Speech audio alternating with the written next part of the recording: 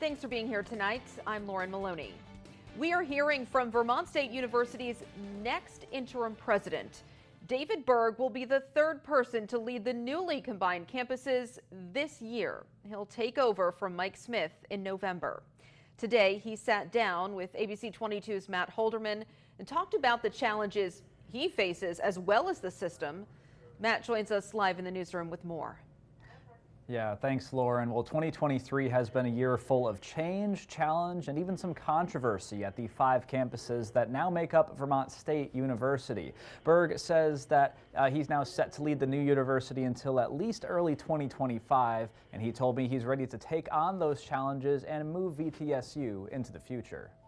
I'm excited about the potential that's there with the new Vermont State University. After spending a year and a half as president of Cazenovia College, just 30 minutes southeast of Syracuse, New York, David Berg says he can't wait to come back to the Green Mountain State. I'm really excited at the prospect of returning to Vermont. It's such a special place, and it's where I've spent the bulk of my career in higher ed. You might remember Berg from his time at Johnson State College before it became part of VTSU. For 20 years, Berg served in multiple administrative positions at the college and will now return to become VTSU's interim president for at least the next year and a half, as soon as current interim president Mike Smith steps away. I've been really impressed with the work that he's done in a really short amount of time, and he and his team, I think, have done a lot of hard work to lay the groundwork. Although VTSU just had its grand opening this year, Berg will already be the university's third president, following short stints from Smith and inaugural president Parwinder Graywall. Berg will inherit multiple challenges, including a sharp decline in enrollment and a $22 million deficit that will require cost cutting over the next 5 years. Berg says there's already been progress towards solving those problems, and he hopes to keep it going by focusing on students. The lesson I've learned many times over in my career is always keep students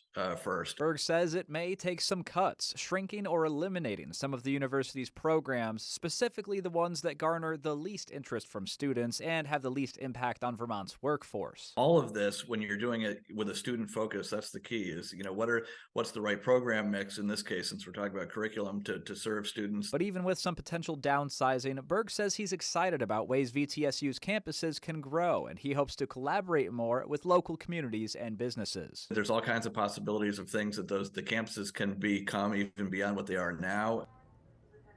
And I also talked with Berg about his plans for the university's libraries and sports programs. You might remember earlier this year when former President Graywall had cost-cutting plans to turn the libraries all digital and pull sports programs out of the NCAA. But Mike Smith largely eliminated those plans when he took over as president, and Berg says his plans closely align with Smith's, as he believes sports in particular are a vital part of campus culture. Live in the newsroom, Matt Holderman, ABC 22 News.